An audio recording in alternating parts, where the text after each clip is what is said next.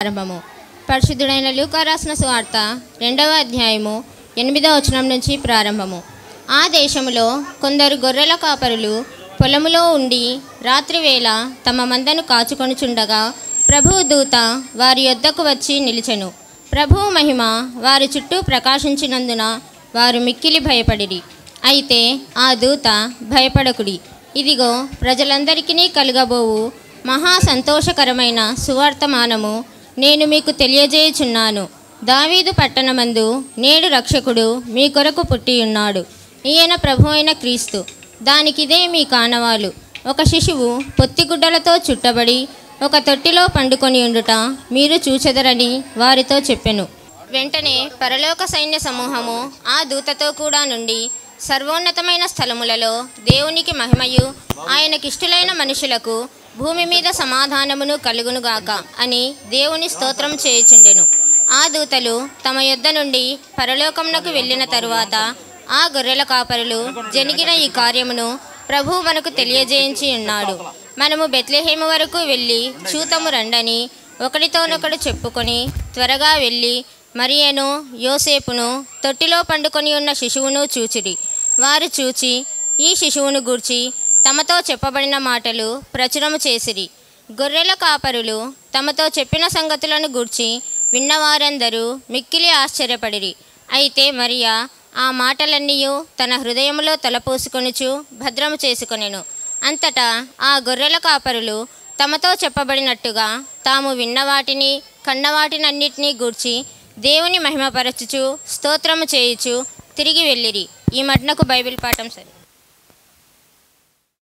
మనకు ప్రసంగం ఇవ్వడానికి కర్నూలులో స్పీకర్గా పనిచేస్తున్నటువంటి మోహన్ గాంధీ గారిని వేదిక మీదకి ఆహ్వానిస్తున్నాను.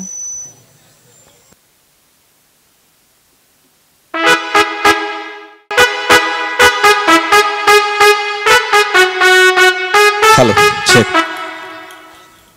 ప్రభువును రక్షకుడైన మరి యేసుక్రీస్తున ఉన్న చేరువచ్చిన మీ అందరికీ కూడా ప్రభు పేరిట వందనాలు తెలియజేస్తూ ఉంటున్నాం. నాకు అవకాశం ఇచ్చిన దేవాది దేవునికి నా నిండారా స్తోత్రాలు వందనాలు తెలియజేస్తూ ఉంటున్నాం.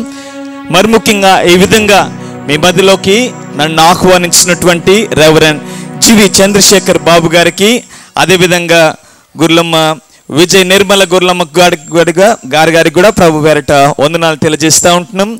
రెవరెండ్ వరకుమార్ బాబు గారికి కూడా వందనాలు. అదేవిధంగా చేరువచ్చినటువంటి మరి కమిటీ సభ్యులందరూ, అదేవిధంగా సంఘ సభ్యులందరికీ, మరి ముఖ్యంగా యవనస్తులు చాలా యాక్టివ్గా పనిచేస్తున్నారు. అందరూ ఒకసారి చప్పట్లు కొడదాం గట్టిగా.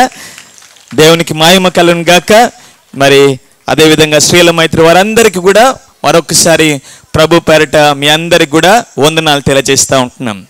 ఒకసారి సంతోషంగా లేని వాళ్ళందరూ గట్టిగా చెప్దాం హల్లెలూయా. ఇంకోసారి చెప్దాం హల్లెలూయా. నేనేం చెప్పినా గడి చెప్పాలి. ఏం చెప్పినా హల్లెలూయా కాదు, సంతోషంగా లేని వారు చెప్పండి అని చెప్పిన కదా. చాలా మటుకు మరి ఇలాంటి మీటింగ్స్లలో ఏముంటుందంటే బాడీ ప్రజెంట్, ఇంకొంచెం మీరు చెప్తే బాగుంటుంది. బాడీ ప్రజెంట్, అది కాకుండా దేవుని వాక్యం మనల్ని జీవింపజేసేది, మనల్ని నడిపించేది అనేటువంటి అంశాన్ని జ్ఞాపకం చేసుకొని దేవుని వాక్యంలో వినటానికి మనము మరి ముందుకు వెళ్తుంటుండగా అందరూ కళ్ళు మూసుకుందాం, ప్రార్థన చేసుకుందాం. ప్రభువా, పరిశుద్ధుడైన తండ్రి, నీ శ్రేష్టమైన ఘనమైన పాదాలకు మా నిండారా స్తోత్రాలు వందనాలు. వాక్య స్వరూపి అయిన దేవా, వాక్యంగా మా మధ్యలోకి వచ్చి మమ్మల్ని జీవింపచేస్తున్నటువంటి తండ్రి, నీ ఘనమైన పాదాలకు వందనాలు తెలియజేస్తూ కొద్ది నిమిషాలు నీ వాక్యాన్ని మేము ధ్యానించుకొని పోతుంటుండగా నా నోటి మాటలు మా అందరి హృదయ ధ్యానములు నీ దృష్టికి అంగీకృతములుగా చేసి మీరే మహిమ పొందమని చేరువచ్చిన బిడ్డలందరితో మీరే మాట్లాడి క్రమపరిచి స్థిరపరచమని యేసు నామమున వేడుకొనుచున్నాం మా ప్రియ పరలోకపు తండ్రి. గడి చెప్దాం. చాలా మంది ఉన్నారు కానీ స్వరాలు ఇంటికాడ మర్చిపోయి వచ్చినట్టున్నారు మీరు. ఒకసారి గడి చెప్దాం ఆమేన్. రైట్. ప్రియమైనటువంటి దేవుని బిడ్డలారా, వాక్యంలోనికి వెళ్ళక ముందు ఒక చిన్న మరి కథతో ప్రారంభించుకుందాం. ఒకానొకసారి ఒక రాజు ఉన్నాడంట.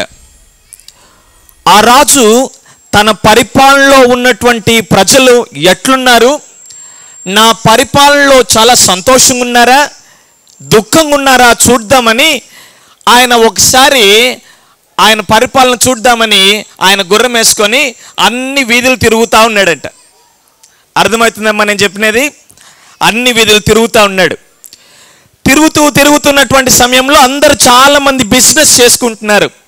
చాలామంది ఇప్పుడు క్రిస్మస్ టైం కదా, ఏమేమి కొంటుంటారు, బట్టలు కొంటుంటారు, నగలు కొంటుంటారు. అట్లాంటి బిజినెస్ షాపులు అన్నీ కూడా చూస్తూ ఉన్నాడు. నా పరిపాలనలో ప్రజలందరూ చాలా సంతోషంగా ఉన్నారు, బాగా కష్టపడుతున్నారయ్యా, బాగా మంచి వ్యాపారం చేస్తున్నారు, చాలా బాగా సంతోషంగా ఉన్నారు అని అనుకుంటూ ఆ విధంగా తిరిగి వెళ్తున్నాడు. వెళ్తున్న సమయంలో ఒకానొక సందు చివరిలో ఒకడు నల్లగా బొగ్గులు అమ్ముకుంటా కూర్చున్నాడు. అమ్ముకుంటున్నాడమ్మా? ఇంకొంచెం గడి అప్పుడప్పుడు నేను అడుగుతుంటా మిమ్మల్ని, కొంచెం గడి చెప్తుండాలి. ఏం అమ్ముతున్నాడు? బొగ్గులు అమ్ముతున్నాడంట. అమ్ముతూ ఉంటే వాని ముఖం పాన్స్ పౌడర్ వేసుకున్నట్టే తెల్లగా ఉంటుందా?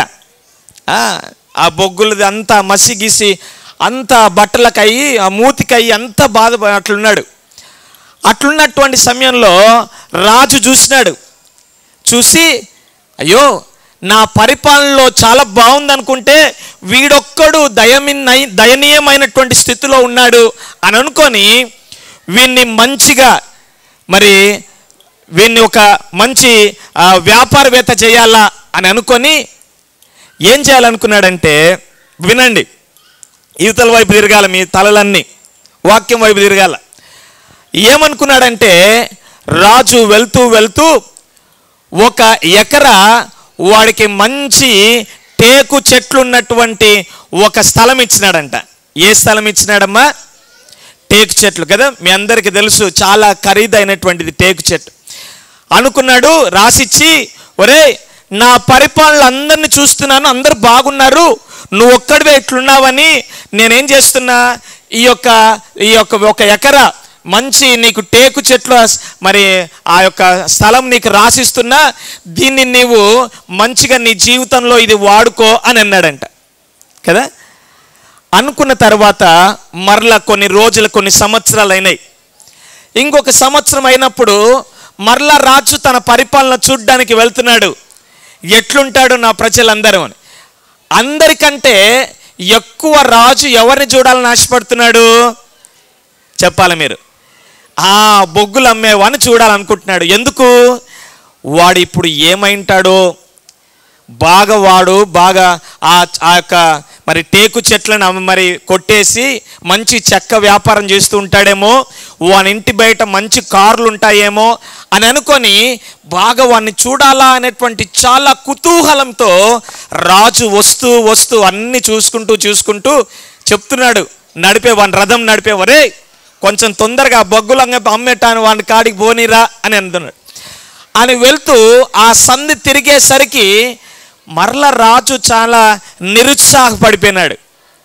ఏంటిది అంటే, మరలా రాజు ఎవరికైతే టేకు చెట్లు ఆ బొగ్గులు అమ్ముకునే వాడికి రాసి ఇచ్చినాడో మరలా వాడు ఏం చేస్తున్నాడు? మరలా బొగ్గులు అమ్ముకుంటున్నాడు.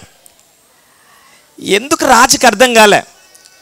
ఒరే నీవు బొగ్గులు అమ్ముకుంటుంటే నీ జీవితం బాగుపడాలని, నీవు ఆ మంచి ఉన్నత స్థితిలో ఉండాలని నీకు టేకు చెట్లు రాసిస్తే మరలా బొగ్గులు అమ్ముకుంటున్నావు అని అడిగినాడు.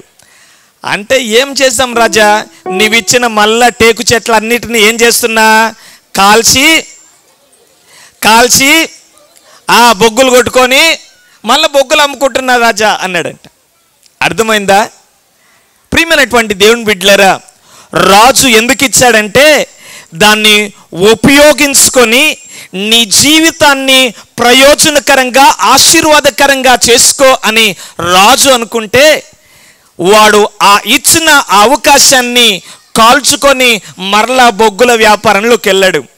నేను ఎందుకు ఈ కథతో ఈ యొక్క ప్రసంగాన్ని ప్రారంభిస్తున్నాను అంటే, ప్రియమైనటువంటి దేవుని బిడ్డలారా, క్రిస్మస్ అనగానే క్రిస్ మాస్, క్రీస్తును ఆరాధించటం, క్రీస్తు నా జీవితంలో దేవుడు చేసిన మేలులన్నిటిని బట్టి దేవునికి వందనాలు చెల్లించటం.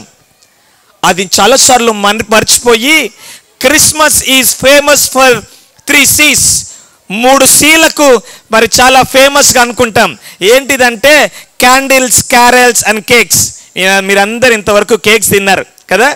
తిన్నోళ్ళందరు చేతులు ఎత్తండి, హల్లెలూయా చెప్పండి, హల్లెలూయా కదా. చాలా సంతోషం. క్రిస్మస్ అనగానే మనకు ఈ కవ్వొత్తుల ఆరాధన, ఈ క్యాండిల్ లైటింగు, ఈ లైటింగ్స్, పాటలు మాత్రమే గుర్తుకొస్తాయి. కానీ చాలా మటు ఇంకొక సీని మర్చిపోతాం. ఆ సీ ఏంటిదంటే క్రైస్ట్. చెప్పండి అందరూ ఒకసారి, క్రైస్ట్. క్రీస్తును మర్చిపోతూ ఉంటాం. క్రీస్తును మన జీవితంలో నిజంగా దేవుడు చేసిన త్యాగాన్ని జ్ఞాపకం చేసుకుంటున్నామా? ఎందుకు యేసుక్రీస్తు లోకానికి వచ్చాడు అనేటువంటి అంశాన్ని మనం గమనిస్తే, ప్రియమైనటువంటి దేవుని బిడ్డలారా, దేవుని యొక్క వాక్యం సెలవిస్తుంది. లూకా సువార్త 19వ అధ్యాయం 10వ వచనంలో, నశించిన దానిని వెదకి, అందరు చెప్పాలి ఒకసారి, నశించిన దానిని వెదకి రక్షించటానికి యేసుక్రీస్తు ఈ లోకంలోనికి మనల్ని వచ్చాడు. మనల్ని వెతికి రక్షించటానికి ఆయన దేవుడుగా ఉన్నటువంటి ఆయన మహిమను విడిచి ఈ లోకానికి తెంచాడు. అందుకనే దేవుని యొక్క వాక్యం సెలవిస్తుంది. మత్తయి సువార్త 1వ అధ్యాయం 21వ వచనంలో, తన ప్రజలను వారి పాపముల నుండి ఆయన రక్షించును గనక ఆయనకి ఏం పేరు పెట్టినారు? గట్టి చెప్పాలా, ఏం పేరు పెట్టినారు? యేసు. యేసు అనగా రక్షకుడు. నీ పాపాల నుంచి, నా పాపాల నుంచి విముక్తి పరచడానికి, రక్షించటానికి యేసుక్రీస్తు ఈ లోకానికి తెంచాడు అనేటువంటి అంశాన్ని మనం గమనించాలి. ఆయన మనిషి కాదు, దేవుడు. దేవాది దేవుడే ఆయన మహిమను విడిచి నీలాగా నాలాగా మరియమ్మ గర్భాన ఆయన జన్మించటానికి ఒక గొప్ప కార్యాన్ని ఆయన మొదలుపెట్టి నీ కోసం నా కోసం ముగించాడు. ప్రియమైనటువంటి దేవుని బిడ్డలారా, 1971 1971 సంవత్సరంలో అపోలో 15 అనేటువంటి ఒక మరి ఎక్స్పెరిమెంట్ జరిగింది. చాలాసార్లు ఈవెన్ మన వాళ్ళు కూడా, ఇస్రో వాళ్ళు చంద్రయాన్ 1, చంద్రయాన్ 2, ఇంకోటి 3. ఏంటి అంటే చంద్రుడి మీద ఏమన్నా పరిశోధనలు ఏమన్నా ఉన్నాయో కనుక్కుందామా అని అట్లాంటి పరిశోధనలు చేస్తూ ఉంటారు. నాసా అనేటువంటి వాళ్ళు కూడా, అమెరికా వాళ్ళు ఈ యొక్క వాళ్ళు కూడా ఒక ప్రయోగం చేశారు. దాని తర్వాత చాలాసార్లు వాళ్ళ యొక్క ప్రయోగాలు చేశారు. అపోలో 15 అనేటువంటి ఒక రాకెట్ని వాళ్ళు తయారు చేసి దాంట్లో కొంతమంది మనుషుల నుంచి చంద్రుడి మీద ఏం జరుగుతుందో కనుక్కోవడానికి వాళ్ళు పంపించారు. తెలుసా మీరు చంద్రుడు ఎవరు తెలుసమ్మా? అప్పుడప్పుడు పిల్లలు మీరు అన్నం తినకుంటే ఏం పాట పాడతాం? చందమామ రావే. ఇప్పుడు రావడం కాదు, చాలా మటుకు దేవుడిచ్చిన జ్ఞానం బట్టి మనుషులే అక్కడికి వెళ్తున్నారు. అట్లనే ఒక ఆయన జేమ్స్ ఇర్విన్ అనేటువంటి ఒక ఆయన చంద్రమండలానికి వెళ్ళాడు. వెళ్ళిన తర్వాత అక్కడ కొన్ని పరిశోధనలు చేసి వచ్చిన తర్వాత క్షేమంగా మరి భూలోకానికి వచ్చారు. వచ్చిన తర్వాత అబ్బబ్బబ్బబ్బా కదా, చాలాసార్లు ఏదో అమెరికాకు పోయేస్తేనే, లేదంటే ఇంకో పక్కల రాష్ట్రానికి పోయేస్తేనే బ్యాండ్ మీద మనము ఏం చేస్తాం? వాళ్ళను స్వాగతం పలుకుతుంటాం. అందుకనే పేపర్లో కూడా చూస్తాం, స్వదేశీ ఆగమనమవుతున్న మా కుటుంబ సభ్యులకు స్వాగతం, ఇంకొంచెం గడ్డపాల స్వాగతం అని చెప్తూ ఉంటాం. ఈయన దేశానికి కాదు, ఎక్కడికి పోయొచ్చినాడు? చంద్రుని మీదకి పోయొచ్చినాడు. ఆ చంద్రుడి మీదకి పోయొచ్చినటువంటి ఆయనను ఇంకా చాలామంది ఆయనను సన్మానాలు చేస్తున్నారు, శాలువలు కప్పుతున్నారు, ఆయన దండలేస్తున్నారు. వేస్తూ ఆయనను బాగా ప్రశంసిస్తూ పొగుడుతూ ఉంటున్నటువంటి సమయంలో ఆయనను అంతా అయిపోయిన తర్వాత మాట్లాడండి అని నాలాగనే ఆయనకు మైక్ ఇచ్చారు. మైక్ ఇచ్చినప్పుడు ఆయన చెప్పినటువంటి ఒక మాట ప్రపంచాన్ని చాలా ఆలోచింపజేసింది. ప్రియమైనటువంటి దేవుని బిడ్డలారా, జేమ్స్ ఇర్విన్ ఆస్ట్రోనాయిడ్ ఏమన్నాడంటే, God walked on earth is more important than man walked on the moon. అంటే అయ్యా దేవాది మీరు అనుకుంటున్నారు మనిషి చంద్రుడి మీద నడచటం చాలా గొప్ప అని అనుకుంటున్నారు. అది కాదయ్యా గొప్ప.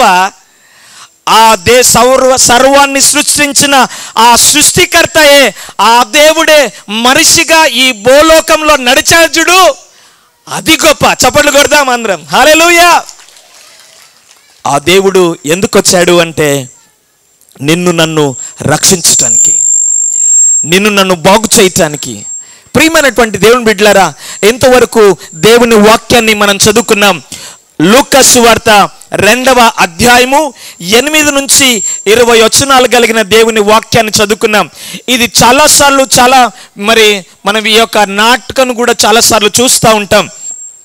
కొంతమంది గొర్రెల కాపర్లు ఏం చేస్తున్నారంట చెప్పాలా? గొర్రెల కాపర్లు ఏం చేస్తున్నారు? గాడిదలు కాస్తున్నారా? గడి చెప్పాలి, ఏం కాస్తున్నారమ్మా? ఇంకొంచెం గట్టిగా చివరిలో ఉన్న వాళ్ళు చెప్పండి ఒకసారి, నోరు తెరవాల దేవుని సన్నిధానంలో. ఏం కాస్తున్నారు? గొర్రెలు కాస్తున్నారు. హల్లెలూయా. గొర్రెలు కాస్తున్నటువంటి సమయంలో వారి జీవితాలలో చాలాసార్లు అప్పుడు కాలంలో పరిస్థితిని మీతో చెప్పాలని నేను ఆశపడుతున్నాను. ఈ గొర్రెలు కాచుకునేటువంటి వారి జీవిత విధానం, వారి స్థితి చాలా దయనీయమైనటువంటిది.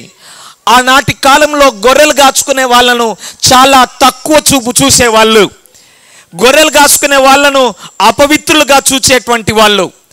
చాలాసార్లు ఆ గొర్రెలు కాచుకునే వాళ్ళను ముట్టుకునేటువంటి వాళ్ళు కూడా కాదు కొంతమంది. ఎవరు అంటే ఈ శాస్త్రులు, పరిసయ్యులు, బాగా దేవుని శాస్త్రాన్ని గ్రంథాలను చదివినటువంటి వాళ్ళు, లీడర్స్గా ఉన్నటువంటి వాళ్ళు, ఈ గొర్రెలు కాచుకునేటోళ్ళు ఏం రాయడా, ఏం పని రావానికి పాప అని అనేటువంటి వాళ్ళు. ఈ గొర్రెలు కాసుకునేటువంటి వాళ్ళు వీళ్ళ పని ఏంటిది అని అంటే, వీళ్ళు గొర్రెలు కాయాల. గొర్రెలు కాస్తూ దానిలను బాగా మేపుతూ మచ్చలేని దాన్ని, రోగంతో లేని దాన్ని, కుంటితనంతో లేని దాన్ని, అవుటితనంతో లేనటువంటి వారిని పక్కకు తీసి వీటన్నిటినీ దేవుని మందిరంలో బలి అర్పించడానికి కొన్ని ఏర్పరచాల. వీళ్ళ స్థితి ఎలాంటిదంటే, వాళ్ళ కాసే గొర్రెలకు దేవుని మందిరంలో వెళ్ళటానికి అవకాశం ఉంది, కానీ కాస్తున్నటువంటి వీళ్లకు మాత్రము దేవుని మందిరంలో అలౌ చేసేటువంటి వాళ్ళు కాదట ఆనాటి సమయాలలో. అందుకనే వాళ్ళని చాలా అవుట్కాస్ట్గా చెప్పేటువంటి వాళ్ళు. వాళ్ళందరూ చాలా ఊరి బయట వాళ్ళు ఉండేటువంటి వాళ్ళు. అటువంటి స్థితిలో వాళ్ళు కూడా బాధపడుతున్న వాళ్ళు. అదే మనకంటే మన గొర్రెల స్థితే బాగుందే. ఈ గొర్రెలకు దేవుని మందిరంలో దేవుని దర్శించే ఆ ఒక్క ప్రసన్నతను చూసే భాగ్యము ఈ గొర్రెలకు దగ్గుతుంది, కానీ గొర్రెలు కాస్తున్న మనకి లేదే, మనందరూ చీదరించుకుంటున్నారే అని చాలా దయనీయమైనటువంటి స్థితి అనుభవిస్తున్నటువంటి ఈ గొర్రెల కాపర్లకు దేవుని వార్త ఒక గొప్ప శుభవార్త అయింది. ప్రియమైనటువంటి దేవుని బిడ్డలారా, గాబ్రియేలు దేవదూత వారిని దర్శించింది. హల్లెలూయా. వారితో మాట్లాడింది. ఆ ప్రకాశమానమైనటువంటి ఆ వెలుగు వారికి వచ్చింది. ఎందుకు గాబ్రియేలు దేవదూత హేరోదు ఇంటికి పోలే? ఎందుకు గాబ్రియేలు దేవదూత జ్ఞానుల ఇంటికి పోలే? ఎందుకు దేవదూత శాస్త్రుల ఇంటికి పోలే? ఎందుకు దేవదూత పరిసయ్యుల ఇంట్లోకి పోలే? ఎందుకు దేవదూత చాలా ధనమైనటువంటి వాళ్ళ ఇంటికి పోలే? ఎందుకు అంటే దేవుడు నశించిన దానిని వెతికి రక్షించటానికి యేసుక్రీస్తు ఈ లోకానికి వచ్చాడు. బాధపడుతున్న వారిని బాగు చేయటానికి యేసుక్రీస్తు ఈ లోకానికి వచ్చాడు. గుండె చెదరిన వారిని ధైర్యపరచడానికి యేసుక్రీస్తు ఈ లోకానికి తెంచాడు. ప్రియమైనటువంటి దేవుని బిడ్డలారా, అటువంటి పరిస్థితుల్లో గొర్రెల కాపరులు ఉన్నారు. అటువంటి పరిస్థితుల్లో ఇక్కడ ఉన్నటువంటి మీలో ఎంతమందన్నా ఉండొచ్చు, చాలాసార్లు అనుకుంటుండొచ్చు, నా రోగం ఎప్పుడు బాగవుతుంది, నా పరిస్థితులు ఎప్పుడు బాగైతాయి, నా పిల్లలకు వివాహాలు ఎప్పుడైతాయి, నాకు ఉద్యోగం ఎప్పుడు వస్తుంది, నా భవిష్యత్తు ఎప్పుడు బాగుపడుతుంది, నా స్థితి ఎప్పుడు మెరుగవుతుంది. సంవత్సరాలు గడుస్తున్నాయి, సంవత్సరాలు, మాసాలు, రోజులు వెళ్తున్నాయి, ఇంకా నా స్థితి ఇలానే ఉంది అని చాలాసార్లు మీరు కూడా ఆలోచిస్తున్నారేమో, కన్నీళ్ళు కారుస్తున్నారేమో, ఏడుస్తున్నారేమో, బాధపడుతున్నారేమో. భయపడుతున్నారేమో. ఇది నన్న దేవుని వార్త మీకు ఈ దినాన దేవుడు చెప్తున్నాడు.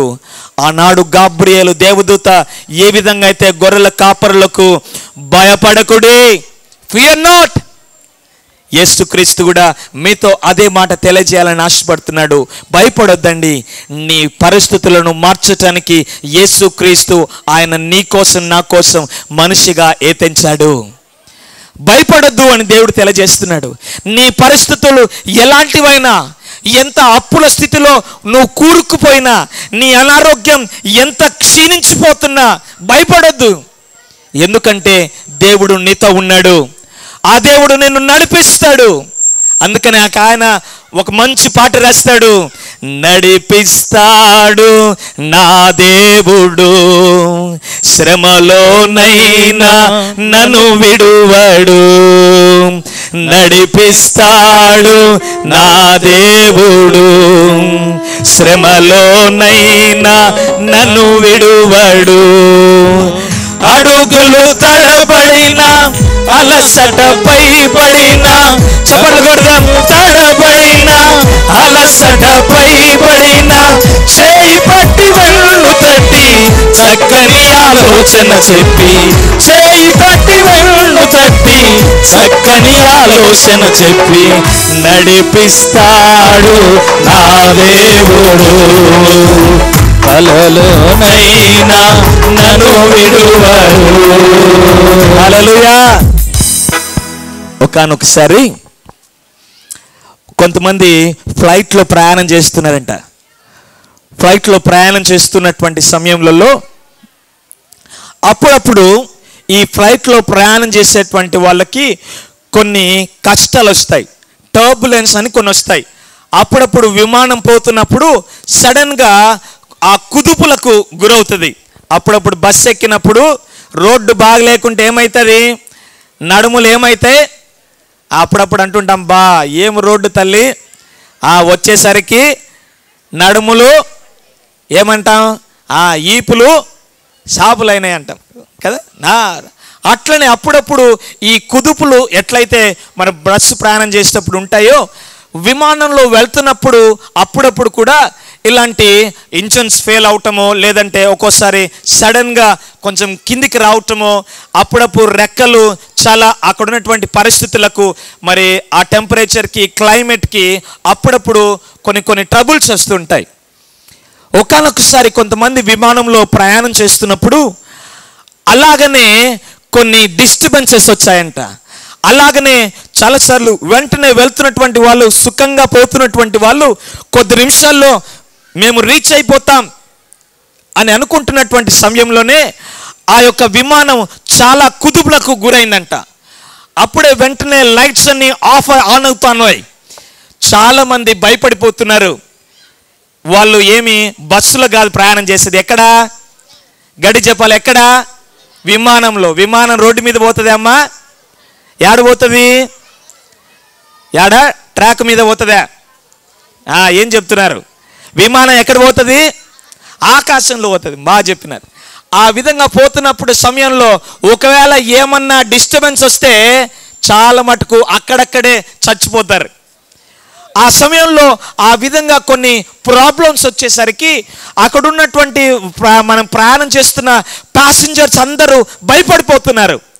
చాలాసార్లు మరి ఇంకా ఏమైపోతుందో, ఈ విమానం ఈ విధంగా కుదుపుతోందే, ఈ విధంగా ఇంజన్స్ అన్నీ కొంచెం చాలా శబ్దాలు చేస్తున్నాయే, ఏమవుతుందో అని ఒక్కొక్కరు భయపడుతున్నారంట. ఒక్కొక్కరు అదే సమయంలో మీరు కానుంటే ఏం చేస్తారు కదా. కానీ అక్కడ ఉన్నటువంటి వాళ్ళందరూ వాళ్ళ దేవుళ్ళకు ప్రార్థన చేస్తున్నారంట. అక్కడున్న వాళ్ళందరూ భయపడిపోతున్నారు. అయ్యో నెక్స్ట్ మా బంధువులను చూస్తామో లేదో అని ఏడుస్తున్నారంట. అందరు ఏడుస్తూ ఉంటే అక్కడున్నటువంటి ఒక చిన్న పాప మాత్రం చాలా హ్యాపీగా ఈ డిస్టర్బెన్స్ ఏమి లేకుండా చాలా మంచిగా బిస్కెట్స్ తినుకుంటా ప్రశాంతంగా ఉందంట. దాని తర్వాత పైలట్ కొంతసేపటికి అక్కడ ఉన్నటువంటి ఆ యొక్క డిస్టర్బెన్స్ అందరినీ కంట్రోల్ చేసి, ఇంజిన్స్ అన్నిటినీ కొంచెం ఆ విధంగా మరి అన్నిటినీ కొంచెం కంట్రోల్ చేసి మరలా ప్రయాణం చేస్తున్నాడంట. పైలట్ చెప్పినాడంట, ఇప్పుడేం పర్వాలేదు, మీరు అందరు ధైర్యంగా ఉండండి అని. ఈ పాప మాత్రం ఫస్ట్ నుంచి లాస్ట్ వరకు ధైర్యంగానే ఉంది. పక్కలున్నటువంటి వాళ్ళందరూ అడిగారంట, అమ్మా పాప, నీకంటే పెద్ద వయసు వాళ్ళం, నీకంటే బాగా తెలిసినటువంటి వాళ్ళం, జ్ఞానం ఉన్నటువంటి వాళ్ళం, కొంతసేపు ఈ విమానంలో కొంచెం ప్రమాదం జరిగేసరికి, కుదిపేసరికి మేము భయపడిపోయాం, చెమటలు కారుతున్నాయి, బీపులు పెరిగాయి, షుగర్ లెవెల్స్ పెరిగిపోయాయి. నువ్వేంది తల్లి ఇంత ప్రశాంతంగా ఉన్నావు, ఏం నీకు భయం లేదా, బ్రతకాలని లేదా అని ఆ చిన్న పాపని అడిగారంట. అడిగినప్పుడు ఆ చిన్న పాప ఏమని సమాధానం చెప్పిందంటే, బాగా వినండి, అమ్మా నీకు నడుపుతున్నటువంటి పైలట్ ఎవరో తెలియదు కదా, ఆ పైలట్ ఎవరంటే మా నాన్న. హల్లెలూయా. ఈ యొక్క విమానాన్ని నడుపుతున్నటువంటి వ్యక్తి ఎవరంటే మా నాన్న. నన్ను ఈ యొక్క దేశం నుంచి ఇంకొక దేశం వరకు ఎన్ని కుదుపులు వచ్చినా, ఎన్ని డిస్టర్బెన్స్ వచ్చినా దాన్ని కంట్రోల్ చేసి నన్ను క్షేమంగా దింపగలిగినటువంటి సామర్థ్యం మా నాన్నకుంది. హల్లెలూయా. మా నాన్ననే డ్రైవింగ్ చేస్తున్నప్పుడు నేనెందుకు భయపడాలా? అది మీకు తెలియదు కాబట్టి మీరు భయపడుతున్నారు. ప్రియమైనటువంటి దేవుని బిడ్డలారా, ఎందుకు క్రైస్తవులం మనం భయపడతామంటే, చాలాసార్లు దేవుని మీద ఆధారపడం, దేవుని మీద దేవుడు నన్ను నడిపిస్తాడు, అడుగులు తడబడుతున్నప్పుడు, మన పెన్నులో వణుకొస్తున్నప్పుడు నా దేవుడు వెన్ను తడతాడు, నన్ను నడిపిస్తాడని చాలాసార్లు దేవుని వైపు చూడకుండా ఉంటున్నామేమో. ఈ క్రిస్మస్ దినాన్న దేవుని వైపు చూడగలిగినటువంటి మనసు ఉండాలని దేవుడు నీతో మాట్లాడుతున్నాడు. ఆనాడు గొల్లలకు వారి జీవితం కూడా ఎప్పుడు బాగుపడుతుంది అని వాళ్ళు కూడా చాలా భయపడుతూ ఉన్నారు. భయపడుతున్న సమయంలో గాబ్రియేలు దేవదూత వారికి చెప్పింది, భయపడొద్దు, ఎందుకంటే నీకొక సంతోషకరమైన సువర్తమానం నేను నీకు తెలియపరచబడబోతున్నాను. ఎందుకు, ఏంటిది ఆ సంతోషమైన వార్త అంటే, నిన్ను నన్ను రక్షించటానికి, నిన్ను నన్ను క్షేమంగా నడిపించటానికి, కేవలం ఈ లోకంలో మాత్రమే కాదు ఆ పరలోకం వరకు నడిపించటానికి, క్షేమంగా నిన్ను తీసుకొని వెళ్ళటానికి యేసుక్రీస్తు వచ్చాడు, సంతోషించు అనేటువంటి వార్త గొల్లలకు తెలియజేసినట్లుగానే ఈ దినాన్ని కూడా దేవుని యొక్క వార్త మనందరికీ తెలియజేస్తుంది. ప్రియమైనటువంటి దేవుని బిడ్డలారా, అంతవరకు ధైర్యం చెడినటువంటి వారు, ధైర్యం లేనటువంటి వాళ్ళు, మా జీవితం ఎప్పుడు బాగుపడుతుంది అని కలలేనా అని కలలు కంటున్నటువంటి గొల్లల జీవితాలలో దేవుని వెలుగు, వారి యొక్క ప్రసన్నత, దేవుని ప్రసన్నత వారి మధ్యలో ప్రకాశింపజేసింది. అటువంటి ప్రసన్నత, అటువంటి ప్రకాశవంతమైనటువంటి జీవితం దేవుడు కూడా నీకు ఇయ్యాలని ఆశపడుతున్నాడు. అందుకనే దేవుడు లోకమునకు వెలుగై ఉన్నాడు అనేటువంటి అంశాన్ని జ్ఞాపకం చేసుకుందాం. ఇంకా నీ హృదయంలో చీకటి ఉందేమో, ఈ క్రిస్మస్ దినాన్న క్రీస్తును ఆహ్వానించి ఆ క్రీస్తు నీ జీవితంలో చేర్చుకొని వెలుగుమయంగా చేసుకోవాలని, నీ జీవితాన్ని దేవుని మీద ఆధారపడుతున్నట్లుగా నీవు నడవాలని దేవుడు ఆశపడుతున్నాడు. మొట్టమొదటిగా గొల్లలకున్నటువంటి భయాన్ని తీసివేసింది. చీకటిలో వాళ్ళు ఉన్నారు. రాత్రి వేళ, రాత్రి అంటే చీకటి ఉంటుందా వెలుగు ఉంటుందా అమ్మా? చీకటి ఉంటుంది.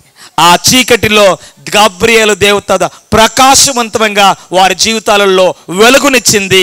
వారి జీవితంలో అంతవరకు సంతోషం లేదు, కానీ అంతవరకు యేసుక్రీస్తు వార్త వినిన తర్వాత వారి జీవితాలలో సంతోషం కలిగింది.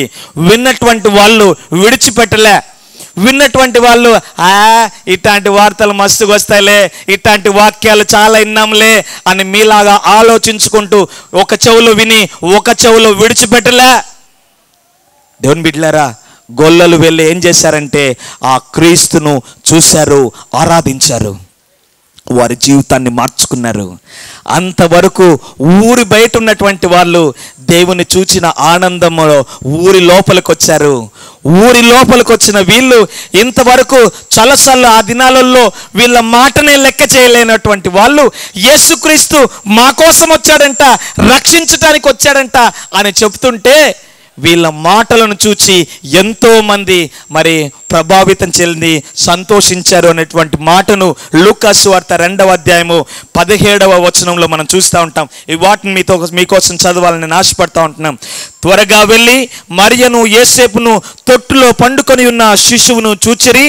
వారు చూచి ఈ శిశువును గూర్చి తమతో చెప్పబడిన మాటలు ప్రచురము చేసిరి. గొర్రెల కాపరులు తమతో చెప్పిన సంగతులను గూర్చి విన్న వారందరూ మిక్కిలి ఆశ్చర్యపడిరి. హల్లెలూయా. వీళ్ళ మాటలు అంతవరకు లెక్క చేయని వాళ్ళు వీరు మాట్లాడుతుంటే ప్రజలందరూ ఆశ్చర్యంగా చూశారంట. నీ జీవితాన్ని దేవుడు నిజంగా మార్చగలడు. ఇంకొక ఎగ్జాంపుల్ చెప్పి నేను త్వరగా ముగించడానికి నేను ప్రయత్నం చేస్తాను. పేతురు ఒకప్పుడు ఒక్క చేప కూడా పట్టుకోవడానికి చేతగానటువంటి వ్యక్తి. ఆ వ్యక్తిని యేసుక్రీస్తు దర్శించాడు. దేవుడు అన్నాడు, ఫాలో మీ, నన్ను వెంబడించు అని అన్నాడు. ఎప్పుడైతే పేతురు వెంబడించడం ప్రారంభించాడో దేవుడు తనను ఉన్నతంగా వాడుకోవడం ప్రారంభించాడు. పేతురు, నీ మీద నా సంఘాన్ని కడతాను అని దేవుడు వాగ్దానం ఇచ్చి పేతురు ఒక్క చేప పట్టడానికి చేతగానటువంటి ఆయన మాట్లాడుతుంటే వేల మంది ప్రభావితం చెంది వారి జీవితాలను మార్చుకొని దేవుని కోసం జీవించడం ప్రారంభించారు. అపోస్తుల కార్యంలో చూస్తాం 3000 మంది, 5000 మంది. ఒకప్పుడు పేతురుని ఎవ్వరూ లెక్క చేయలే. వీనికి ఒక్క చేప కూడా పట్టుకోవడానికి చేత కాదురా అని అనుకున్నారు. కానీ ఒకప్పుడు తర్వాత యేసుని వెంబడించిన తర్వాత పేతురు వెళుతూ ఉంటే ఆయన నీడ కోసం ఎదురు చూసేవాళ్ళు. ఆ విధంగా దేవుడు నీ జీవితాన్ని, నీ కుటుంబాన్ని మార్చగలిగినటువంటి సమర్థుడు నా యేసు. ఆ దేవుని మీద ఆనుకుంటావా? ఆ దేవుని మీద నీవు జీవించటం ప్రారంభిస్తావా? దేవుని మీద విశ్వాసం ఉంచుతూ దేవుని వైపు ముందుకు వెళ్ళటానికి ప్రయత్నం చేస్తావా? ప్రియమైనటువంటి యవన బిడ్డలారా, ఆనాడు జ్ఞానులను ఒక స్టార్ నడిపించింది. యేసుక్రీస్తు పుట్టగానే ఒక నక్షత్రం ఆకాశంలో వెలిసింది. ఆ నక్షత్రమే యేసుక్రీస్తు ఉన్న చోటికి జ్ఞానులను నడిపించింది. కానీ ఈసారిలో చాలాసార్లు ఎంతోమంది యవనస్తులు ఈ లోక స్టార్ని, డూప్లికేట్ స్టార్లను వెంబడిస్తూ ఉంటారు. సూపర్ స్టార్ అనో, ఇంకొక స్టార్ అనో స్టార్స్ని చేసుకొని వాళ్ళ కోసం పెద్ద పెద్ద కట్అవుట్లు కడుతూ ఉంటారు. ఒక విషయాన్ని ఇది నన్ను మీకు చెప్పాలని ఆశపడుతున్నాను యవన బిడ్డలారా. చాలాసార్లు ఒక్కసారి జరిగిన సంఘటన మీతో చెప్తాను, వినండి. ఒక మంచి స్టార్ సినిమా రిలీజ్ అయింది.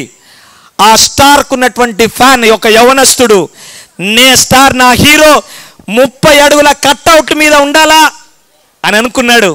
అట్లాంటి కట్అవుట్ ఒకటి కట్టి ఆ సినిమా రిలీజ్ అయ్యేటప్పుడు ఆ పాలాభిషేకం నా హీరోకు చేయాలా అని అటువంటి 30-40 అడుగులు ఉన్నటువంటి ఒక పెద్ద కట్అవుట్ మీద ఆయన ఎక్కాడు. ఎక్కిన తర్వాత అక్కడ ఉన్నటువంటి ఆ యొక్క కరెంట్ పోల్స్ చూసుకోలే. ఆ సినిమా పిచ్చిలో ఈ లోక స్టార్ని, డూప్లికేట్ స్టార్స్ని ఫాలో అవుతున్న ఆ పిచ్చిలో, ఆ మాయలో ఏం చేస్తున్నాడో తెలియలా ఎగరడం ప్రారంభించినాడు, జై అనడం ప్రారంభించినాడు. ఉన్నట్టుండి అక్కడున్నటువంటి కరెంటు తీగలకు తగిలి అక్కడి నుండి పిట్టలాగా ఊడిపడ్డాడు. కింద పడి అదే దినాన్న రిలీజ్ అయినటువంటి సినిమా హీరో మాత్రం మంచి ఒక విక్టరీతో ఆయన ఇంట్లో ఎంజాయ్ చేస్తుంటే డూప్లికేట్ స్టార్ని ఫాలో అయిన యవనస్తుడు ఎక్కడున్నాడు? మట్టిలో ఉన్నాడు. ఆ ఇంట్లో ఉన్నటువంటి యవనస్తుల తల్లిదండ్రులు వారికి ఉన్నటువంటి ఆ కన్నీళ్లు కారుస్తున్నారు. మా కోసం మా కొడుకు పుట్టినాడు, మమ్మల్ని ఉద్ధరిస్తాడు, మమ్మల్ని గొప్పవాడు, వాడు మంచి చదువుకొని మంచి ఉద్యోగాలు చేసి మంచిగా ఉద్యోగ స్థితిలో వాడు బాగుపడతాడు అని కలలు కన్నటువంటి వాళ్ళు డూప్లికేట్ స్టార్లను ఫాలో అయ్యి వారి జీవితాలను, నవన బిడ్డలను నాశనం చేసుకుంటున్నారు. దేవుడు ఎంతో మందికి ఆశీర్వాదకరంగా దేవుడు చేయాలని ఆశపడుతున్నాడు. ప్రియమైనటువంటి భార్య మారాలని ఆశపడుతున్నావేమో, నీ పిల్లలు నీ మాట వినాలని ఆశపడుతున్నావేమో. దేవుని బిడ్డలారా, క్రీస్తును మీ జీవితంలోకి, మీ గృహాల్లోకి ఆహ్వానించండి. ఆ నిజమైన నక్షత్రం మీ హృదయాల్లో వెలగనివ్వాలని దేవుడు ఆశపడుతున్నాడు. ప్రభువా, పరిశుద్ధుడైన తండ్రి, నీ మీద ఆధారపడేటువంటి ఒక గొప్ప జీవితాన్ని వీరికి దయచేయ్యా. నీ మేలులు పొందుకున్న వీళ్ళు నీ సాక్షులుగా జీవించటానికి, వారి జీవితాలలో ఇంకా సమస్యలతో, అప్పులతో, అయా బంధువుల నిందలతో బాధపడుతున్నారేమో నాయన. చేరువచ్చిన బిడ్డలను జ్ఞాపకం చేసుకుని ఆయన గొల్లల జీవితాలలో వెలుగుతో నువ్వు ఆనందంతో నింపినట్లుగా చేరువచ్చిన నీ బిడ్డలతో అవి కుటుంబాలలో వీరి జీవితాలలో అనుభవించడానికి నీ గొప్ప కృపను నీ బిడ్డలకు దయచేయండి. సిఎస్ఐ సెయింట్ మేరీస్ చర్చ్ సంఘ సభ యేసు నామమున వేడుకొనుచున్నాం మా ప్రియ పరలోకపు తండ్రి. గడి చెప్దాం ఆమేన్. Thank you very much. మరొకసారి నాకు అవకాశం ఇచ్చినటువంటి రెవరెండ్ జీవి చంద్రశేఖర్ బాబు గారికి, అదేవిధంగా సిఎస్ఐ సెయింట్ మేరీస్ చర్చ్ మరి కమిటీ మెంబర్స్ అందరికీ, శ్రీల మైత్రి యవనస్తులు, సండే స్కూల్ చిల్డ్రన్ అందరికి కూడా మరొకసారి మీ అందరికీ ప్రభు పేరిట వందనాలు తెలియజేస్తూ ఉంటున్నాను. Thank you very much. మంచి సందేశాన్ని మరి మనందరికీ కూడా అర్థమయ్యేటువంటి రీతిలో మరి టయాన్ని పాటించి చక్కటి సందేశాన్ని అందించినటువంటి రెవరెండ్ మరి గాంధీబాబు గారికి